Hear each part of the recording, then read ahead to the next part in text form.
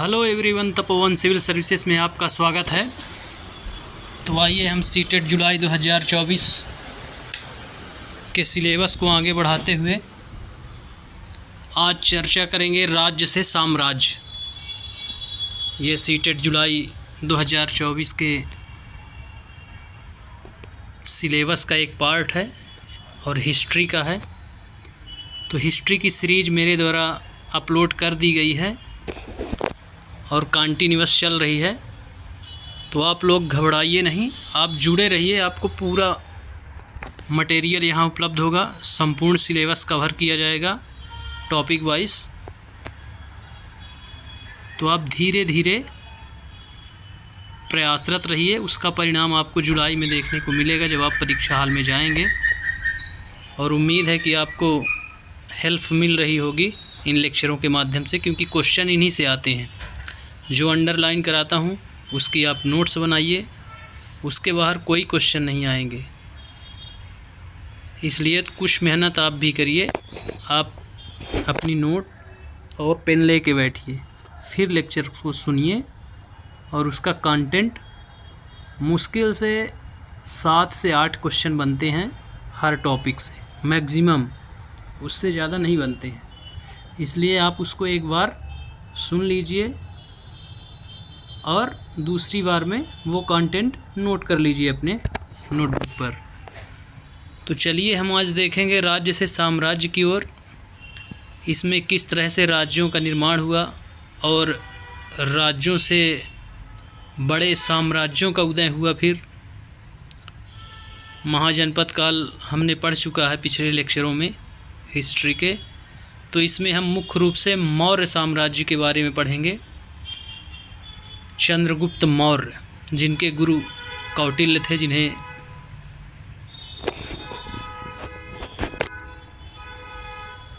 विष्णुगुप्त भी कहा जाता है। तो हम आज बात करेंगे मौर्य साम्राज्य की। तो उसमें विशेष रूप से हम 3 राजाओं को पढ़ेंगे, चंद्रगुप्त को और उनके पुत्र बिंदुसार को, फिर उनके पुत्र अशोक को। इसमें विशेष रूप से दिया गया है। विशेष रूप से अशोक को पढ़ेंगे क्योंकि अशोक कलिंग युद्ध, आप लोगों को मालूम ही होगा, कलिंग युद्ध का बहुत बड़ा उल्लेख है अशोक के जीवन परिवर्तन में। जब कलिंग युद्ध लड़ा गया तो अशोक बहुत प्रभावित हुआ और उसने युद्ध का त्याग कर दिया, शस्त्र का त्याग कर दिया। उस युद्ध से उसके हृदय का परिवर्तन हो गया। तो इस प्रकार से आज हम मौर्य साम्राज्य के बारे में चर्चा करेंगे। वहाँ के कुछ सिक्कों, स्तूपों, स्तंभों आदि के बारे में भी चर्चाएं इसमें होंगी। तो एग्ज़ाम के हिसाब से बहुत इम्पोर्टेंट टॉपिक है। तो आइए हम चलिए चर्चा शुरू करते हैं। तो इस अध्याय में रोशन की रुपए वाली सामग्री बच्चे की तस्वीर के साथ लगाए हम जिन शेरों के चित्र रुपयों पैसों पर देखते हैं उनका एक लंबा इतिहास है। उन्हें पत्थरों को काट कर बनाया गया है और फिर उन्हें सारनाथ में एक विशाल स्तंभ पर स्थापित किया गया था। तो सारनाथ के बारे में हमने पहले अध्ययन कर लिया है, जिसमें बताया गया था आपको कि सारनाथ में पहला उपदेश भी दिए थे महात्मा बुद्ध। तो ये अशोक द्वारा निर्मित एक स्तंभ है 3 से 4 शेरों वाला, जिसमें 3 दिख रहे हैं, एक पीछे साइड है वो नहीं दिखता है। तो इसमें से अब जो पहला पैराग्राफ है, तो ये पैराग्राफ बताता है कि एक विशाल स्तंभ कहाँ स्थापित किया गया है, सारनाथ में। जो हम रुपयों पैसों में शेरों वाला स्तंभ शीर्ष देखते हैं वह कहाँ निर्मित है, किस राज्य में निर्मित है, किस स्थान पर है। तो इसको आप लोग याद रखेंगे, यह सारनाथ में स्थापित है और पत्थरों को काट कर बनाया गया है। विशेष रूप से सारनाथ को याद रखेंगे और रुपयों पैसों में दर्शाया गया है। तो ऐसा क्वेश्चन आएगा। अब हम बढ़ेंगे अगले पैराग्राफ की ओर। तो इतिहास के महानतम राजाओं में से एक अशोक के निर्देश पर इसके जैसे कई स्तंभों और पत्थरों पर अभिलेख उत्कीर्ण किए गए। इसके पहले कि हम यह जाने कि इन अभिलेखों में क्या लिखा है, यह समझने की कोशिश करें कि उनके राज्य को साम्राज्य क्यों कहा जाता है, राज्यों को साम्राज्य क्यों कहा जाता है, और निर्माण किसने करवाया, तो महानतम शासक अशोक ने। ऐसे कई स्तंभों के निर्माण कार्य उसने किए और अभिलेख भी उत्कीर्ण करवाया था। तो हम आगे के पैराग्राफ में देखेंगे राज्य और साम्राज्य कैसे बने, या राज्यों को बड़ा साम्राज्य कहा जाता है, मतलब राज्य से बड़ा है साम्राज्य या अधिक विस्तार सीमा है उसकी, तो उसको क्यों कहा जाता है, ये इसकी चर्चा हम अगले पैराग्राफ पर करेंगे। तो अशोक जिस साम्राज्य पर शासन करते थे उसकी स्थापना उनके दादा चंद्रगुप्त मौर्य ने लगभग 2300 साल पहले की थी। चाणक्य या कौटिल्य नाम के एक बुद्धिमान व्यक्ति ने चंद्रगुप्त की सहायता की थी। चाणक्य के कई विचार हमें अर्थशास्त्र नाम की किताब में मिलते हैं। तो क्वेश्चन आएगा, मौर्य साम्राज्य की स्थापना 2300 साल पहले किसने की, चंद्रगुप्त मौर्य ने। चाणक्य कौटिल्य नाम का व्यक्ति क्या था, चंद्रगुप्त मौर्य को राजा बनाने में सबसे बड़ा योगदान किसी का था, तो चंद्रगुप्त मौर्य कौटिल्य था। एक बच्चे को चक्रवर्ती सम्राट बना देता है, तो गुरु ऐसा होना चाहिए। और इनकी एक पुस्तक है अर्थशास्त्र नाम की, तो ये आते हैं, दोनों क्वेश्चन आते हैं, 3 क्वेश्चन बनते हैं। मौर्य साम्राज्य की स्थापना कब हुई, 2300 साल पहले, किसने की, चंद्रगुप्त मौर्य। चंद्रगुप्त मौर्य के गुरु कौन थे, चाणक्य कौटिल्य। उसके बाद चाणक्य द्वारा रचित पुस्तक का नाम क्या है, तो अर्थशास्त्र नाम की पुस्तक लिखी। तो इस प्रकार से यहाँ से क्वेश्चन पूछे जाते हैं। अब हम आगे देखते हैं। साम्राज्य में बहुत से नगर थे, इनमें साम्राज्य की राजधानी पाटलिपुत्र, उज्जैन और तक्षशिला जैसे नगर प्रमुख थे। तक्षशिला उत्तर पश्चिम और मध्य एशिया। तो इसमें आपको जो याद रखना है, राजधानी पाटलिपुत्र, उज्जैन, तक्षशिला, ये 2-3 ऐसे महानगर जैसे थे, विशाल साम्राज्य की राजधानी थे। पाटलिपुत्र, उज्जैन और तक्षशिला। तक्षशिला जो है वो उत्तर पश्चिम मध्य एशिया में स्थित है।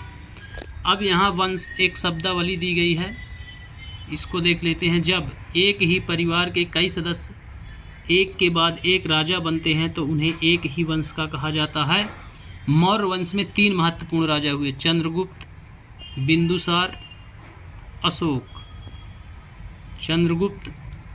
चंद्रगुप्त का पुत्र बिंदुसार और बिंदुसार का पुत्र अर्थात चंद्रगुप्त का पोता अशोक। तो ये वंश की परिभाषा है। अब हम देखते हैं तक्षशिला उत्तर पश्चिम और मध्य एशिया के लिए आने जाने का मार्ग था। दूसरी तरफ उज्जैन, तो इसमें से क्वेश्चन आता है कि उत्तर पश्चिम आने जाने का मार्ग कौन सा नगर था, तो वो तक्षशिला था। फिर है दूसरी तरफ उज्जैन उत्तरी भारत से दक्षिणी भारत में जाने वाले रास्ते में पड़ता था। शायद नगरों में व्यापारी, सरकारी अधिकारी, शिल्पकार रहते थे। उज्जैन जो था तो भारत के दक्षिणी भारत जब जाते थे रास्ते में पड़ता था।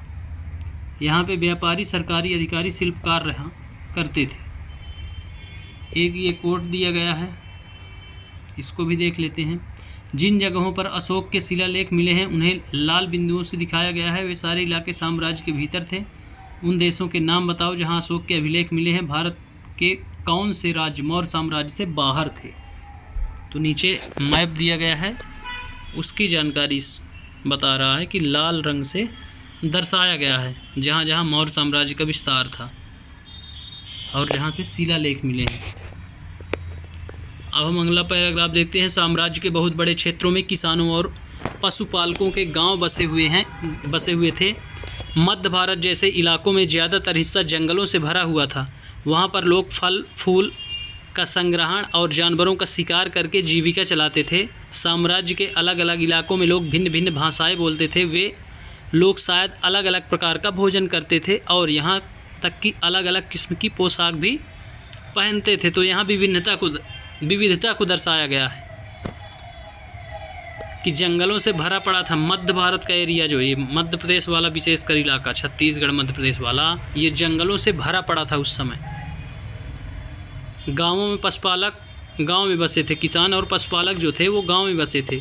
तो यहाँ से क्वेश्चन आते हैं कि किसान पशुपालक कहाँ निवास करते थे? गाँवों में।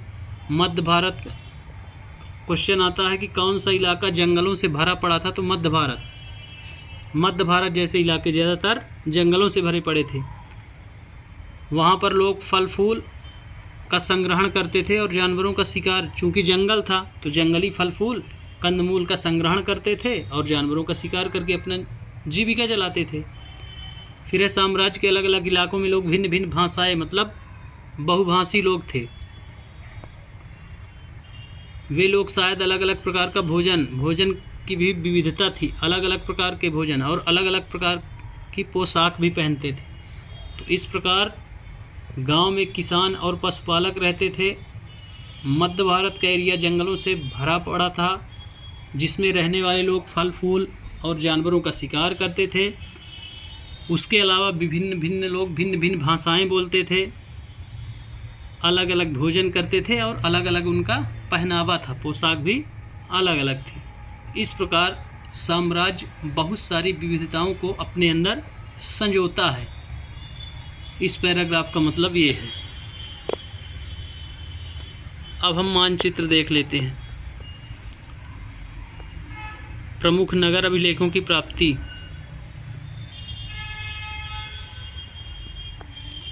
प्रमुख नगर लंपक है, कांधार है, बलूचिस्तान वाला इलाका। फिर मनसेहरा है, शहबाजगढ़ी है, तक्षशिला है, कलसी, टोपरा, मेरठ, बहापुर, दिल्ली, लुम्बिनी, नेपाल का रामपुरवा, लौरिया, अरनराज, सारनाथ, गुज्जर, कौशाम्बी, इलाहाबाद, रूपनाथ, सांची, उज्जैन, पनगुरिया, सुपारा, सन्नाती, मस्की, ब्रह्मागिरी, एरागुड़ी, कलिंग, धौली, जौगढ़। तो इतने सारे जगहों से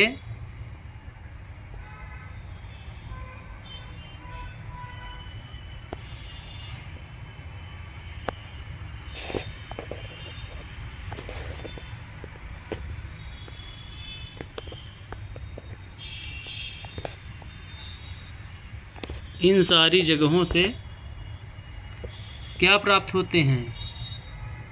अभिलेख।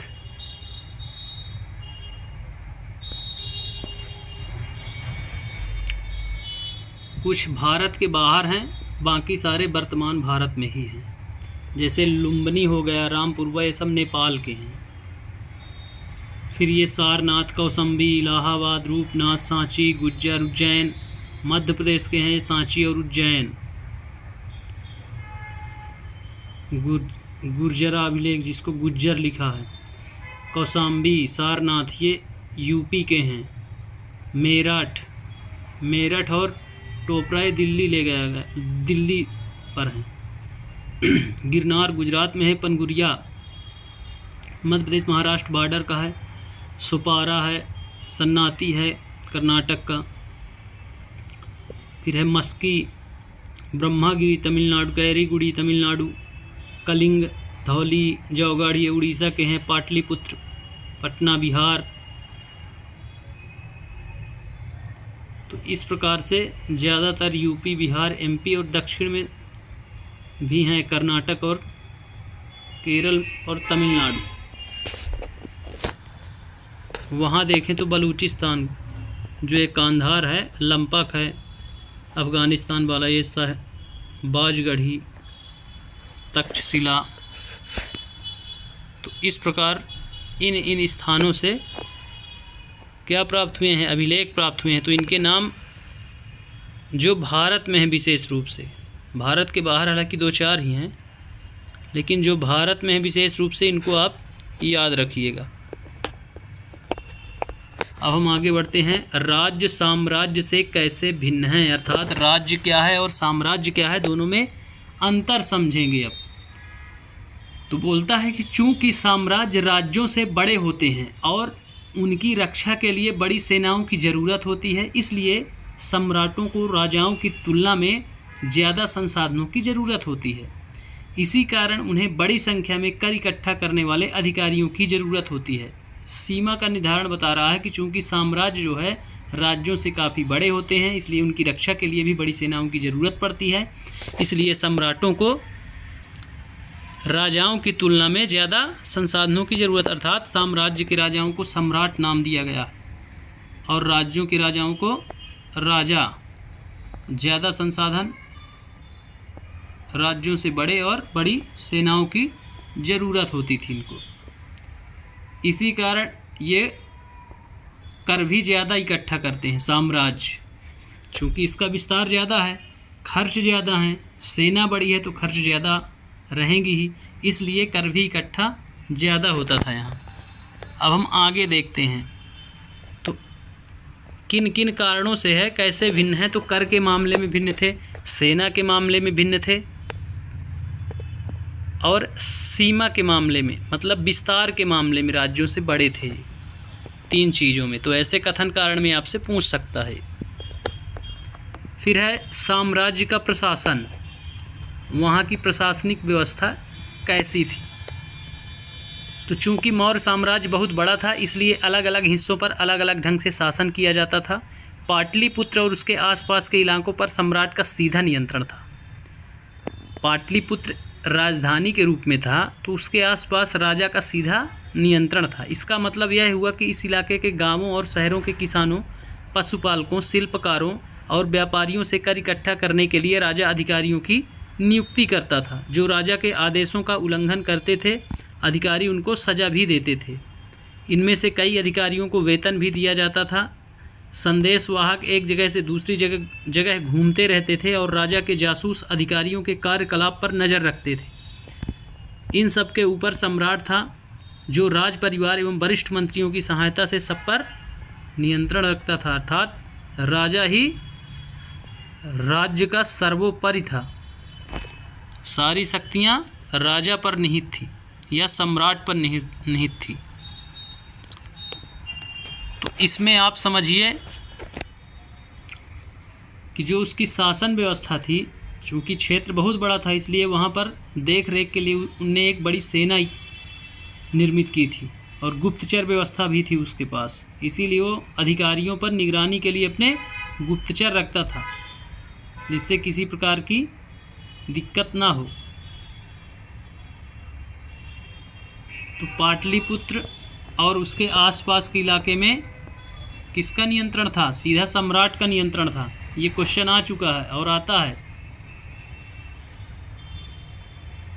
और गांव, शहर, किसान, पशुपालक, शिल्पकार, व्यापारी कर इकट्ठा करने के लिए, इन लोगों से कर इकट्ठा करने के लिए अधिकारियों की नियुक्ति की जाती थी और आदेश का उल्लंघन करने पर अधिकारी इनको सज़ा भी देते थे। ये अधिकारी को इतना पावर दिया गया था राजा द्वारा या सम्राट द्वारा। इसके बदले में अधिकारियों को क्या दिया जाता था? वेतन दिया जाता था। और जो ये संदेशवाहक शब्द है, ये घूमते रहते थे। और राजा के जासूस शब्द का मतलब है यहाँ गुप्तचर व्यवस्था से, जो अधिकारियों के कार्यकलाप पर नज़र रखते थे कि अधिकारी कहीं पता चले कि कर ज़्यादा इकट्ठा कर रहा है और पहुँचा राजकोष में कम रहा है। इसलिए उनकी निगरानी के लिए भी एक गुप्तचर विभाग की स्थापना की गई थी, जो अधिकारियों पर नज़र रखने का कार्य करते थे। और सारी सत्ता किस पर निहित थी? सम्राट पर, जो अपने राज परिवार के कुछ सदस्य और मंत्रीगण की सहायता से नियंत्रण रखता था साम्राज्य पर। अब हम देखेंगे अगला पैराग्राफ। मौर्य साम्राज्य के भीतर कई छोटे क्षेत्र या प्रांत थे। इन पर तक्षशिला या उज्जैन जैसी प्रांतीय राजधानियों से शासन किया जाता था। कुछ हद तक पाटलिपुत्र से इन क्षेत्रों पर नियंत्रण रखा जाता था और अक्सर राजकुमारों को वहाँ का राज्यपाल बनाकर भेजा जाता था। लेकिन ऐसा लगता है कि इन जगहों पर स्थानीय परंपराओं और नियमों को ही माना जाता था। तो क्वेश्चन आता है कि राजकुमारों को कहाँ का गवर्नर बनाकर भेजा जाता था? तो प्रांतों का। ठीक। तो मौर्य साम्राज्य के छोटे छोटे क्षेत्रों को किस नाम से जाना जाता था? प्रांत के नाम से। फिर तक्षशिला और उज्जैन प्रांतीय राजधानियाँ थी। कौन थी? उज्जैन और तक्षशिला। जबकि पाटलिपुत्र मुख्य राजधानी थी। प्रांतीय राजधानी तक्षशिला और उज्जैनी थी। उज्जैन जिसे बोलते हैं। तो पाटलिपुत्र में तो चूंकि राजधानी थी, सम्राट वहीं निवास करता था, इसलिए उसको नियंत्रित करता था सम्राट। लेकिन इनको नियंत्रित करने के लिए वो राजकुमारों को भेज देता था राज्यपाल या गवर्नर बनाकर। ये क्वेश्चन आता है कि राजकुमारों को कहाँ का गवर्नर या राज्यपाल बनाकर भेजा जाता था? तो प्रांतों का। लेकिन ऐसा लगता है, मतलब ऐसा मानना है इतिहासकारों का कि इन जगहों पर स्थानीय परंपराओं और नियमों को ही माना जाता रहा होगा। अर्थात राजा के ज़्यादातर आदेश यहाँ पे काम नहीं कर रहे होंगे, जनता के हिसाब से ही राजा शासन करवाता रहा होगा, ऐसा इतिहासकार मानते हैं। अब हम देखते हैं अगला पैराग्राफ। प्रादेशिक केंद्रों के बीच विस्तृत क्षेत्र थे। इनके इलाकों में मौर्य शासक सिर्फ मार्गों और नदियों पर नियंत्रण रखने की कोशिश करते थे, जो कि आवागमन के लिए महत्वपूर्ण थे। यहाँ से उन्हें जो भी संसाधन कर और भेंट के रूप में मिलते थे, उन्हें इकट्ठा किया जाता था। उदाहरण के लिए अर्थशास्त्र में यह लिखा है कि उत्तर पश्चिमी कंबल के लिए और दक्षिण भारत सोने और कीमती पत्थरों के लिए प्रसिद्ध था। संभव है कि संसाधन नजराने के रूप में इकट्ठे किए जाते थे। तो यहाँ से भी क्वेश्चन आता है। प्रादेशिक केंद्रों के बीच में विस्तृत क्षेत्र थे बड़े बड़े। मौर्य शासक सिर्फ मार्गों और नदियों पर नियंत्रण रखते थे। तो मौर्य शासक किन पर? सिर्फ मार्ग और नदियों पर नियंत्रण रखने की कोशिश करते थे, जो आवागमन के लिए महत्व थे। क्यों? जैसे अभी टोल टैक्स लगता है ना, उसी प्रकार वो मार्ग और नदियों के माध्यम से कर वसूलते थे। संसाधनों से संसाधन कर और भेंट के रूप में मिलते थे। यहाँ से उन्हें संसाधन कर और भेंट के रूप में मिलते थे। अर्थशास्त्र में लिखता है कि उत्तर पश्चिम क्षेत्र से कम्मल के लिए और दक्षिण भारत सोने। तो ये क्वेश्चन आता है कि कम्मल के लिए कौन सा क्षेत्र था? तो उत्तर पश्चिम। और दक्षिण भारत सोने के लिए महत्वपूर्ण थे। और कीमती पत्थरों के लिए दक्षिण भारत जो है वो सोने और कीमती पत्थरों के लिए भी प्रसिद्ध था। ये सभी संसाधन किस रूप में प्रदान किए जाते थे राजा को? तो नजराने के रूप में। ये आता है किस रूप में प्रदान किए जाते थे? नजराने के रूप में प्रदान किए जाते थे। तो क्वेश्चन यहाँ से बनता है। अब हम आते हैं और अंत में जंगल वाले इलाके आते थे। वहाँ रहने वाले लोग काफ़ी हद तक स्वतंत्र थे। उनसे यह उम्मीद की जाती थी कि वे मौर्य पदाधिकारियों को हाथी, लकड़ी, मधु और मोम जैसी चीज़ें लाकर दे। अर्थात जो वनवासी प्रवृत्ति के लोग थे, जंगलों में निवास करते थे, उनसे उम्मीद की जाती थी कि जो जंगल के उत्पाद हैं वो कर के रूप में ला कर देंगे। तो उसमें लकड़ी थी, हाथी थे, मधु और मोम जैसी सामग्री थी, जिसे लाकर वो राजा को देते थे। अब देख लेते हैं नजराना क्या है। बहुत इम्पोर्टेंट, वेरी वेरी इम्पोर्टेंट। जहाँ कर नियमित ढंग से इकट्ठे किए जाते थे, वही नजराना अनियमित रूप से जब भी संभव हो इकट्ठा किया जाता था। ऐसे नजराने विविध पदार्थों के रूप में प्रायः ऐसे लोगों से लिए जाते थे जो स्वेच्छा से इसे देते थे। नजराना का मतलब है कि अपनी इच्छा से, प्रजा अपनी इच्छा से राजा को देती थी। राजा किसी प्रकार का दबाव नहीं डालता था प्रजा पर कि तुमको नजराना देना ही पड़ेगा। और यह एक अनियमित कर था। यदि राजा विपत्ति में कभी आवश्यकता पड़ गई तो उसके लिए बताया गया है कि ये अनियमित कर था। कभी कभार आपातकालीन स्थिति में लेता रहा होगा राजा, और इसमें बाध्यता नहीं थी किसी को, सब स्वतंत्र थे देने के लिए। जिसकी इच्छा है दे, जिसकी नहीं है मत दे। तो नजराना अनियमित रूप में इकट्ठा किया जाता था, विविध पदार्थों के रूप में इकट्ठा किया जाता था, और स्वेच्छा से। 3 शब्दावलियाँ याद रखना आप। नजराना एक अनियमित कर था, दूसरा, यह पदार्थों के रूप में दिया जाता था, और तीसरा, स्वेच्छा से इसे दिया जाता था। राजा का कोई दबाव नहीं था, ज़बरदस्ती नहीं थी कि आप दो ही। तो ये 3 शब्दावलियाँ नजराने से रिलेटेड है। अब हम देखते हैं इस कोट को। राजधानी में सम्राट, राजधानी में सम्राट की क्या स्थिति थी उसके बारे में अब देखेंगे। तो यहाँ दिया है, मेगस्थनीज चंद्रगुप्त के दरबार में पश्चिम एशिया के यूनानी राजा सेल्यूकस निकेटर का राजदूत था। मेगस्थनीज ने जो कुछ देखा उसका विवरण दिया। तो सीधे क्वेश्चन आता है कि मेगस्थनीज किसके शासनकाल में आया? चंद्रगुप्त मौर्य के शासनकाल में आया। दूसरा, किस इलाके से आया? तो ये नहीं पूछा जाता। राजा का नाम किसका राजदूत बनकर आया था? तो सेल्यूकस निकेटर का राजदूत बनकर आया, जो पश्चिम एशिया का राजा था। अब वो विवरण करता है मेगस्थनीज। तो यहाँ से आप सेल्यूकस निकेटर का राजदूत मेगस्थनीज चंद्रगुप्त मौर्य के शासनकाल में भारत आया, तो इसको आप याद रखेंगे। यहाँ हम उसके विवरण का एक अंश दे रहे हैं। मेगस्थनीज ने आँखों देखा हाल लिखता है, तो उसका विवरण, झलकियाँ कुछ दी गई हैं, उसको देखते हैं। तो लिखता है वो, सम्राट का जनता के सामने आने के अवसरों पर शोभा यात्रा के रूप में जश्न मनाया जाता था। उन्हें एक सोने की पालकी में ले जाया जाता था। उनके अंगरक्षक सोने और चांदी से अलंकृत हाथियों पर सवार रहते थे। कुछ अंगरक्षक पेड़ों को लेकर चलते हैं। इन पेड़ों पर प्रशिक्षित तोतों का एक झुंड रहता है, जो सम्राट के सिर के चारों तरफ चक्कर लगाता रहता है। किसका? तोतों का झुंड। राजा सामान्यतः हथियारबंद महिलाओं से घिरे होते हैं।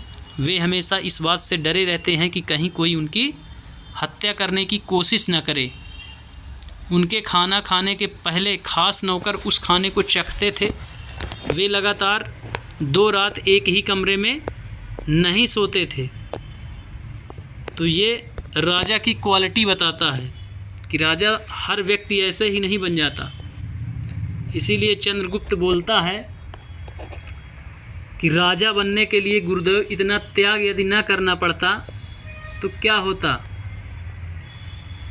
तो चाणक्य कहते हैं कि चंद्रगुप्त यदि सम्राट बनने के लिए इतना त्याग न करना पड़ता तो हर घर में एक सम्राट चंद्रगुप्त होता। इस प्रकार आप लोग भी कुछ त्याग करिए, इनको बार बार देखिए और इससे नोट्स बनाइए। इसके बाहर कुछ नहीं आएगा, एनसीईआरटी के बाहर कुछ भी नहीं आता है। सीटेट में बहुत ईजी है। तो वो बताता है कि शोभा यात्रा, राजा जब कभी प्रजा के सामने या जनता के सामने आता था उस समय जश्न और शोभा यात्रा निकाली जाती थी, जिसे राजा सोने के पालकी में बैठाता था। ठीक उसके अंगरक्षक सोने और चांदी से अलंकृत हाथियों पर सवार रहते थे, और कुछ नौकर क्या थे, पेड़ों को लेकर चलते थे, जिसमें प्रशिक्षित तोतों का एक झुंड रहता था, जो राजा के चारों ओर चक्कर लगाता था। राजा हथियारबंद महिलाओं के द्वारा घिरा रहता था। इसको जरूर याद रखना, महिलाओं, हथियारबंद महिलाओं से घिरे होते थे राजा। और लगातार 2 रात वो एक कमरे में नहीं सोते थे। ये राजा की क्वालिटी थी उस समय। अब हम देखते हैं आगे, और पाटलिपुत्र आधुनिक पटना बिहार के बारे में अब देखते हैं। यह एक विशाल और खूबसूरत नगर है। यह एक विशाल प्राचीर से घिरा है, जिसमें 570 बुर्ज और 64 द्वार हैं। 2 और 3 मंजिल वाले घर लकड़ी और कच्ची ईंटों से बने हैं। राजा का महल भी काठ से बना है, जिसे पत्थर की नक्काशी से अलंकृत किया गया है। यह चारों तरफ से उद्यानों और चिड़ियों के लिए बने बसेरों से घिरा है। राजा द्वारा खाना खाने के पहले खास नौकर उसे क्यों चखते थे? पाटलिपुत्र मोहनजोदड़ो से किस तरह भिन्न था? तो खास इसलिए चखते थे क्योंकि डायरेक्ट राजा, मान लो कुछ मिला है तो राजा की मृत्यु हो सकती थी, इसलिए नौकर पहले चखते थे कि कहीं जहर तो नहीं मिला दिया गया। तो इस प्रकार दिया गया है पटना के बारे में, वर्तमान पटना और प्राचीन पाटलिपुत्र के बारे में, कि यह एक विशाल प्राचीर से घिरा हुआ था, जहाँ 570 बुर्ज, 64 द्वार थे, 3 मंजिला वाले घर थे, लकड़ी कच्ची ईंट, राजा का महल काठ का बना होता था, जिस पर पत्थर की नक्काशी की जाती थी, और उसके चारों ओर हरा भरा उद्यान और चिड़ियों के, पंछियों के बसेरों से घिरा होता था उसका महल। मतलब प्राकृतिक दृष्टि से अति सौंदर्यपूर्ण था। अब हम आगे देखते हैं। अशोक एक अनोखा सम्राट। अशोक मौर्य वंश के सबसे प्रसिद्ध शासक थे। वह ऐसे पहले शासक थे जिन्होंने अभिलेखों द्वारा जनता तक अपने संदेश पहुंचाने की कोशिश की। अशोक के ज़्यादातर अभिलेख प्राकृत भाषा और ब्राह्मी लिपि में है। अधिकतर किस में है? प्राकृत और ब्राह्मी लिपि में है। पहला शासक था जिन्होंने अभिलेखों के द्वारा जनता तक अपने संदेश पहुंचाया। तो क्वेश्चन आता है, अभिलेखों में किन चीज़ों का वर्णन होता था? तो अभिलेखों में राजा के संदेश, आदेश या निर्देशों का वर्णन होता था। राजा का आदेश उसमें उत्कीर्ण करवाया जाता था, जिससे लोग पढ़ सकें और यह जान सकें कि यह आदेश राजा द्वारा निकाला गया है, इसका सख्ती से पालन होगा। इसलिए वो अभिलेखों में लिखवा दिया करता था। तो ये क्वेश्चन आता है कि अभिलेखों में किन चीज़ों का वर्णन मिलता था? तो राजा के आदेशों का। अब हम देखते हैं अशोक का कलिंग युद्ध। कलिंग तटवर्ती उड़ीसा का प्राचीन नाम है। अशोक ने कलिंग को जीतने के लिए एक युद्ध लड़ा, लेकिन युद्ध जनित हिंसा और खून खराबा देखकर उन्हें युद्ध से वितृष्णा हो गई। उन्होंने निर्णय लिया कि वे भविष्य में कभी युद्ध नहीं करेंगे था, हथियार त्याग दिया था। ये मैं पहले डिस्कस में आपको बता चुका हूँ पाठ शुरू करने से पहले, कि कलिंग नाम का जो युद्ध हुआ उसने लड़ा और उसमें लाखों नरसंहार स्त्री बच्चों का हुआ। तो उसका हृदय तृष्णा से भर गया, वितृष्णा से, और उसने उस दिन से युद्ध का परित्याग कर दिया। तो इस प्रकार पूछा जाता है कि कलिंग युद्ध वर्तमान में कहाँ है? तो उड़ीसा में। किसके द्वारा? अशोक के द्वारा लड़ा गया। ये दोनों क्वेश्चन बनते हैं। अब देखते हैं इस कोट को। कलिंग युद्ध का वर्णन करता हुआ अशोक का अभिलेख। अशोक अभिलेख में लिखवाता है कलिंग युद्ध का वर्णन। तो अब देखते हैं, अपने एक अभिलेख में अशोक ने यह बात कही। अब देखते हैं कौन सी बात कही। राजा बनने के 8 साल बाद मैंने कलिंग विजय की। लगभग 1.5 लाख लोग बंदी बना लिए गए। 1 लाख से भी ज़्यादा लोग मारे गए। इससे मुझे अपार दुख हुआ। क्यों? जब किसी स्वतंत्र देश को जीता जाता है तो लाखों लोग मारे जाते हैं और बहुत सारे बंदी बनाए जाते हैं। इसमें ब्राह्मण और श्रमण भी मारे जाते हैं, ब्राह्मण भी और श्रमण भी। जो लोग अपने सगे संबंधी और मित्रों को बहुत प्यार करते थे तथा दासों और मृतकों के प्रति दयावान होते हैं, वे भी युद्ध में या तो मारे जाते हैं या अपने प्रियजनों को खो देते हैं। इसलिए मुझे पश्चाताप हो रहा है। अब मैंने धम्म पालन करने एवं दूसरों को इसकी शिक्षा देने का निश्चय किया है। मैं मानता हूँ कि धम्म के माध्यम से लोगों का दिल जीतना बलपूर्वक विजय पाने से ज़्यादा अच्छा है। मैं यह अभिलेख भविष्य के लिए एक संदेश के रूप में इसलिए उत्कीर्ण करा रहा हूँ कि मेरे बाद मेरे बेटे और पोते भी युद्ध न करें। तो ये कलिंग के जो अभिलेख है उसमें वो वर्णन करवाता है कलिंग युद्ध का। लाखों लोग बंदी और लाखों लोग मारे गए। किसी क्षेत्र को जीतने में लाखों लोगों को मारा जाता है, बंदी, ब्राह्मण और श्रवण भी मारे गए। इसमें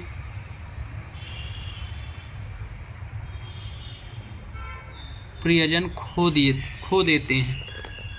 और उसने कलिंग युद्ध के परिणाम क्या हुए? तो धम्म का पालन उसने और दूसरों की शिक्षा इसको देने का निश्चय कर लिया उसने। यहाँ से वो युद्ध त्याग देता है और धम्म का पालन करता है। तो कलिंग युद्ध का परिणाम क्या हुआ? ये क्वेश्चन आता है कि अशोक के जीवन में कलिंग युद्ध के क्या परिणाम हुए?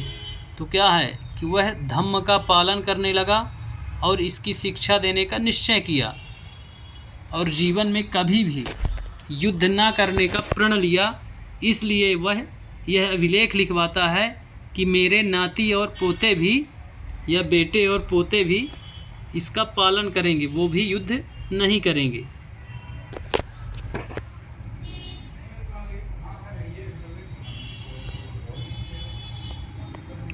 अब हम देखते हैं आगे। इसके बदले उन्हें यह सोचना चाहिए कि धम्म कैसे बढ़ाया जाए।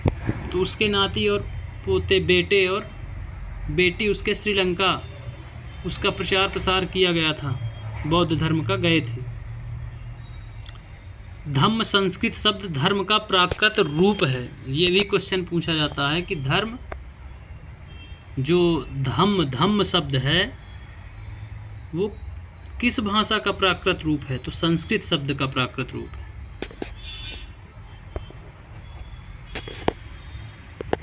अब आगे देखते हैं। इसमें है उत्कृष्ट पालिश वाले पत्थर की इस मूर्ति को देखो, यह बिहार के रामपुरवा में मिले एक मौर्यकालीन स्तंभ का हिस्सा है। अभी इसे राष्ट्रपति भवन में रखा गया है। यह उस समय की मूर्तिकला का एक नमूना है।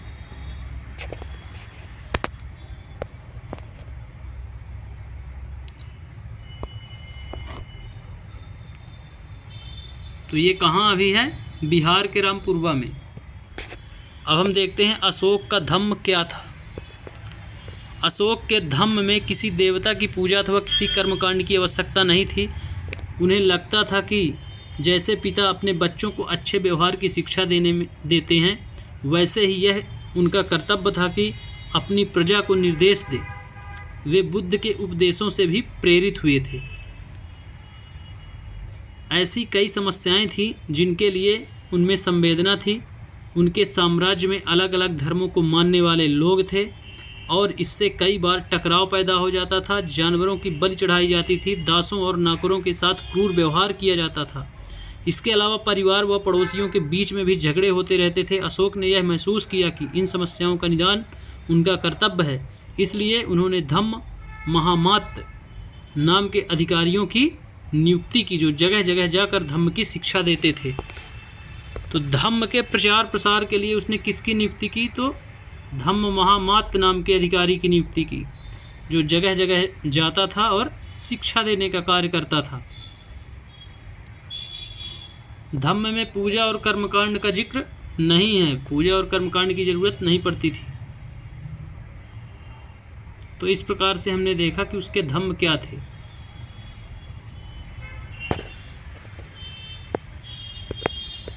अब हम आगे देखते हैं। इसके अतिरिक्त अशोक ने अपने संदेश कई स्थानों पर शिलाओं और स्तंभों पर खुदवा दिए।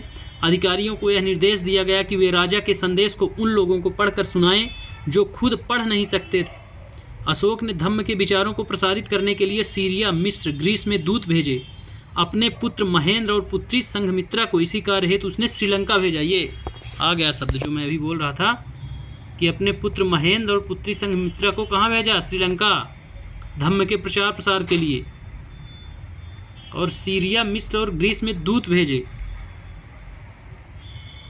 इस प्रकार से उसके आदेशों का ही वर्णन था धम्मों में भी। ठीक, धम्म के रूप में जो था, प्राणियों पर दया की भावना रखें, ये सारी चीज़ें थी।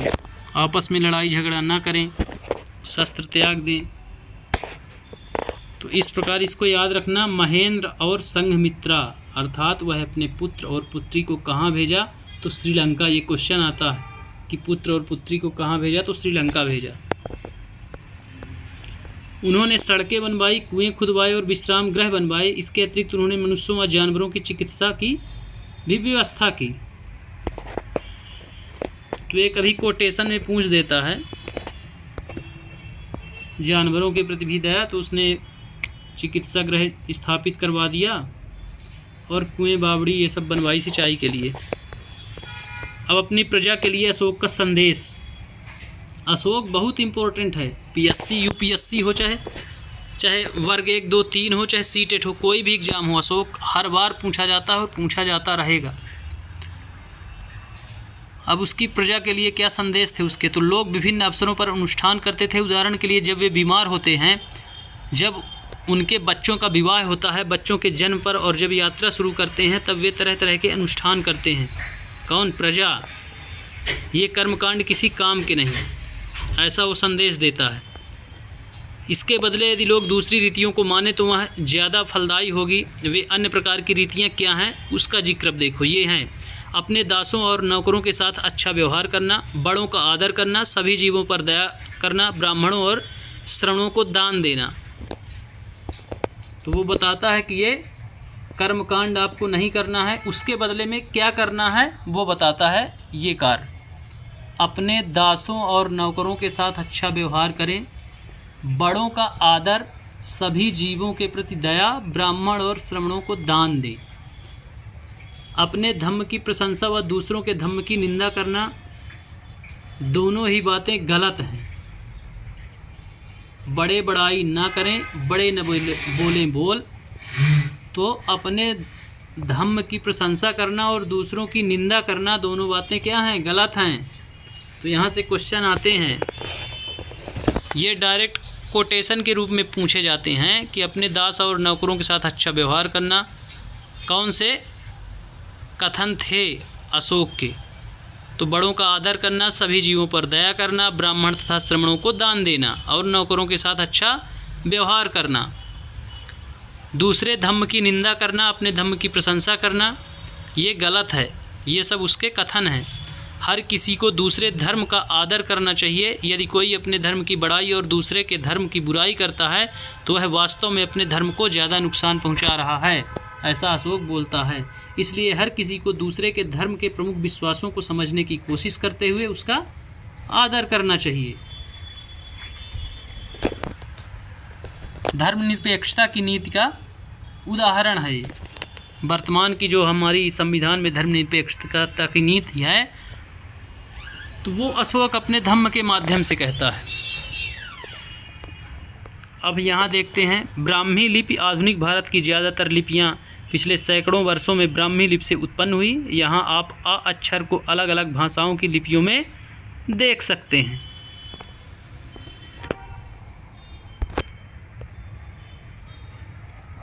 ब्राह्मी से कौन कौन सी लिपि बनी तो ये दिया गया है कि ये आप देख सकते हैं। आ को ये सभी आ हैं। आरंभिक ब्राह्मी में ये उल्टा के की तरह बना है तो ये आ है। फिर देवनागरी वर्तमान में जो हमारी हिंदी है उसका आ बना है। फिर बांग्ला में आ इस तरह बनता है, वो बना है। फिर मलयालम का आ बना है। फिर तमिल का आ बना है। तो इस प्रकार बताता है कि ब्राह्मी लिपि से कैसे अलग अलग भाषाओं और लिपियों का विकास हुआ और उसका उदाहरण पेश किया गया है। तो क्वेश्चन पूछ देता है कि ब्राह्मी लिपि से कौन सी लिपियों का विकास हुआ या नहीं हुआ। तो आप इनके पांचों के नाम याद रखेंगे, देवनागरी, बांग्ला, मलयालम, तमिल। अब लिखता है कल्पना करो, तो ये किसी काम का नहीं है, कल्पना करो। लास्ट में दिया होगा महत्वपूर्ण तिथि, इसको आप याद रखेंगे। मौर्य साम्राज्य की जो शुरुआत हुई, नींव डाली गई, वो 2300 साल पहले। किसके द्वारा? चंद्रगुप्त मौर्य के द्वारा।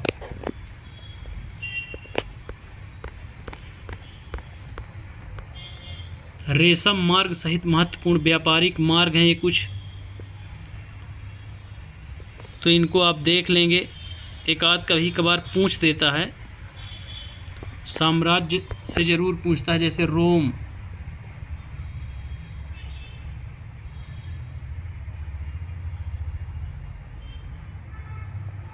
यूराल नदी, यूराल पर्वत, कैस्पियन सागर, काला सागर, सिकंदरिया,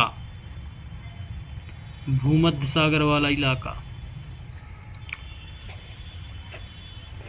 तो रोम को पूछता है क्योंकि समकालीन साम्राज्य था रोम और फारस साम्राज्य और रोम साम्राज्य का जिक्र इसमें बार बार पूछा जाता है। तो दोनों को आप याद रखेंगे।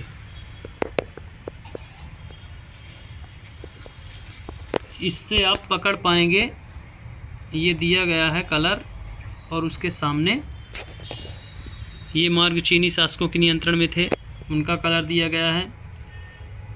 फिर ग्रीन कलर में ये मार्ग कुषाणों के नियंत्रण में थे। ये मार्ग समुद्री मार्ग थे, हल्के ग्रे कलर से हैं। फिर रेड कलर से ईरान फारस के शासकों के नियंत्रण में थे।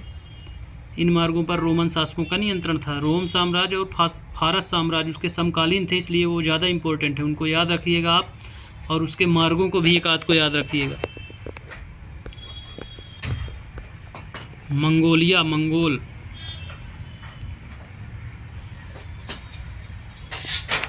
मंगोल को भी आप थोड़ा सा देख लेना, कभी कभार पूछ देता है, क्योंकि इसका विस्तार यहाँ काबुल, पेशावर, तक्षशिला, ये देखिए सिंधु नदी,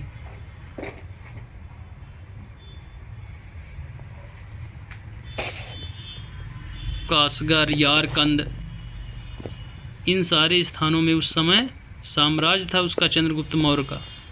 पाटलिपुत्र,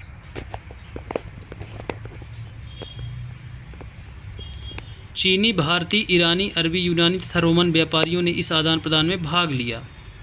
दक्षिण भारत के पत्तन काली मिर्च एवं अन्य मसालों के निर्यात की दृष्टि से महत्वपूर्ण थे। मानचित्र में पोर्डुगा दक्षिण भारत में ढूंढो।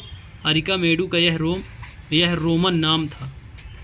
अरिका मेडू का रोमन नाम था दक्षिण भारत में, ये जो है पोर्डुगा। तो वर्तमान का अरिका मेडू जो है उसका रोमन नाम क्या था? पोर्डुगा। यहाँ से क्वेश्चन आता है,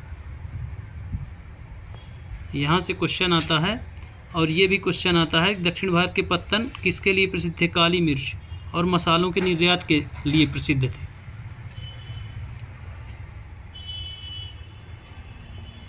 व्यापार में किन किन ने भाग लिया आदान प्रदान में? चीनी, भारतीय, ईरानी, अरबी, यूनानी और रोमन व्यापारियों ने भाग लिया।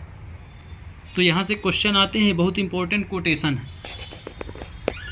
अब आगे बढ़ते हैं हम, आगे की बात देख लो। अब ये बहुत इम्पोर्टेंट होने वाला है। लगभग 2200 वर्ष पहले मौर्य साम्राज्य का पतन हो गया। इसके स्थान पर साथ ही अन्य जगहों पर भी कई नए राज्यों का उदय हुआ। तो हम बात कर रहे थे 2300 वर्ष पूर्व की। अब 2200 वर्ष पहले मौर्य साम्राज्य का क्या हो गया? पतन हो गया, और उसके स्थान पर कई राज्यों का उदय हुआ। पश्चिमोत्तर में तथा उत्तर भारत के कुछ भागों में करीब 100 साल तक हिंद यवन राजाओं का शासन रहा।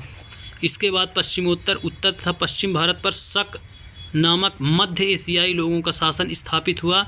इनमें से कुछ राज्य लगभग 500 वर्षों तक टिके रहे, जब तक कि शक शासकों को गुप्त शासकों ने पराजय नहीं मिल गई।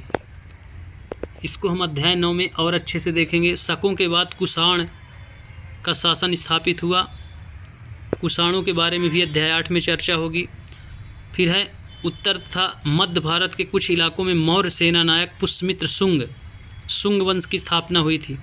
मौर्य सेना नायक पुष्यमित्र शुंग ने एक राज्य की स्थापना की। शुंगों के बाद कंड तथा कुछ वंशों का शासन तब तक चला जब तक लगभग 17 वर्ष पहले गुप्त साम्राज्य की स्थापना हुई थी। मौर्य साम्राज्य से गुप्त साम्राज्य तक विभिन्न राजवंश जो हुए उनका वर्णन है यहाँ। तो यहाँ से क्वेश्चन एकदम पूछे जाते हैं, डायरेक्ट क्वेश्चन, लाइन की लाइन पूछी जाती है कि मौर्य साम्राज्य के पतन के बाद कौन से साम्राज्यों का उदय हुआ? तो पश्चिमोत्तर में, उत्तर भारत के कुछ भागों में करीब 100 साल तक हिंद यवन, पश्चिमोत्तर और उत्तर भारत में किनका? हिंद यवन राजाओं का शासन रहा। फिर हिंद यवन के बाद किनका हुआ? तो इसके बाद पश्चिमोत्तर और उत्तर पश्चिम भारत में शक आए, मध्य एशियाई लोगों का शासन जो शक कहलाए।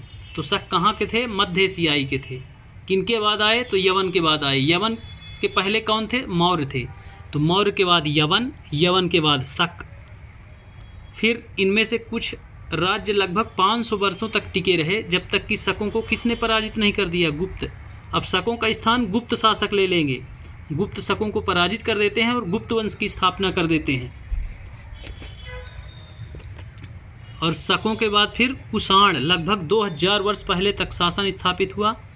कुषाणों के बारे में और अधिक जानेंगे अध्याय 8 में। उत्तर तथा मध्यकाल के कुछ इलाकों में मध्य भारत के मौर्य सेनानायक पुष्यमित्र शुंग ने एक राज्य की स्थापना करी। कहाँ? मध्य भारत, उत्तर तथा मध्य भारत के कुछ इलाकों में। ठीक, तो इस प्रकार से मौर्य के बाद यवन, यवन के बाद शक, फिर कुषाण, और कुषाण के बाद पुष्यमित्र शुंग, फिर शुंगों के बाद कंड वंशों का शासन चला। तो ये वंशावली आप याद रखेंगे साम्राज्यों की, बहुत इंपॉर्टेंट है। यूपीएससी में भी ये बार बार पूछा जाता है, पीएससी में भी पूछा जाता है, सीटेट में तो पूछा ही जाता है।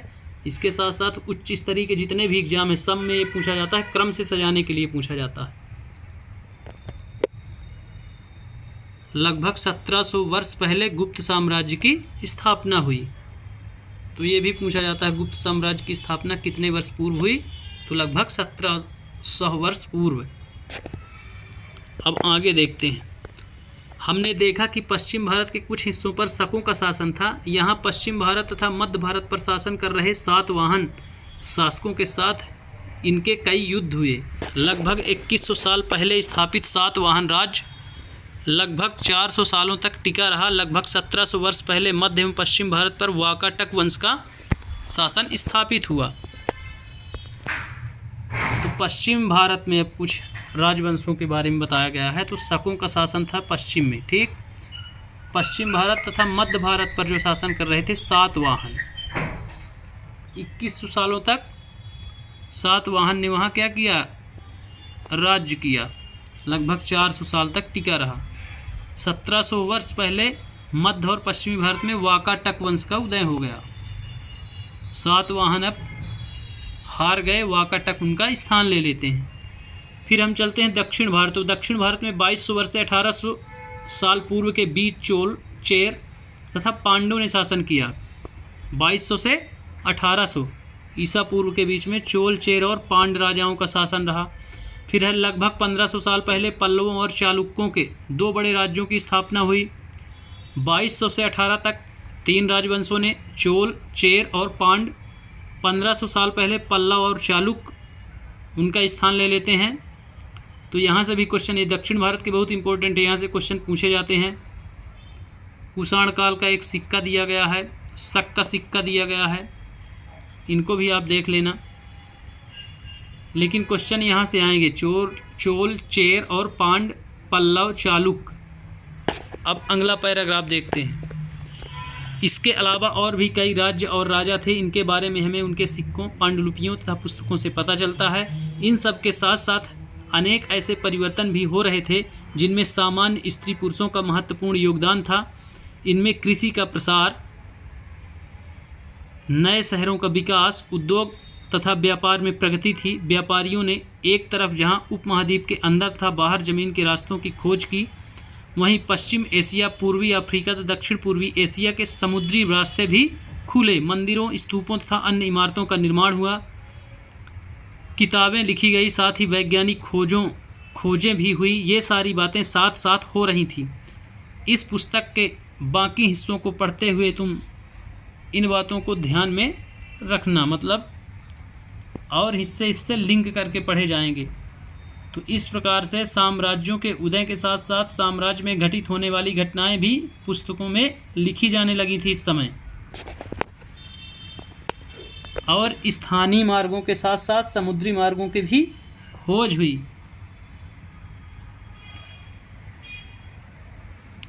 सिक्कों की पांडुलिपियों में पुस्तकें लिखी गई। फिर शहरों का विकास, कृषि का प्रसार, नए शहरों का विकास, उद्योग व्यापार में वृद्धि हुई।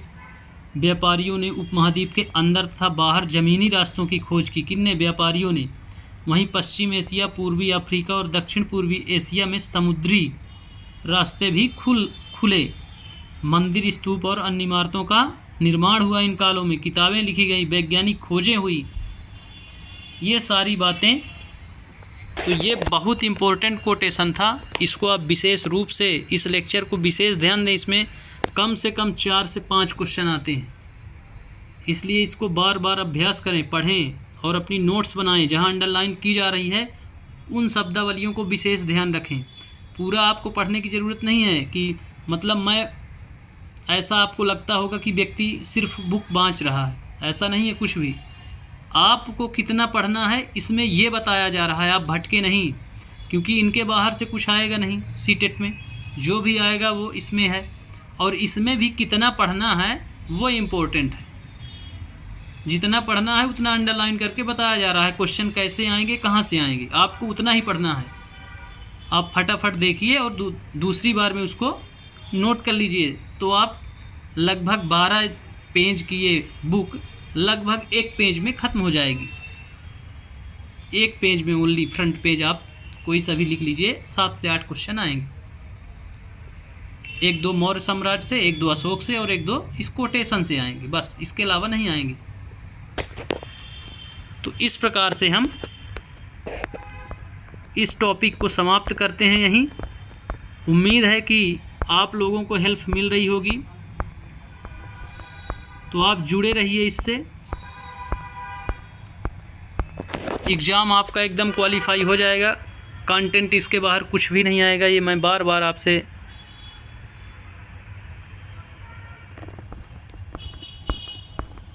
डिस्कस कर रहा हूँ कि इसके बाहर कुछ भी नहीं आता है। एनसीईआरटी मैंने एग्ज़ाम दिए थे तो एनसीईआरटी के अलावा मैंने कुछ भी नहीं पढ़ा था।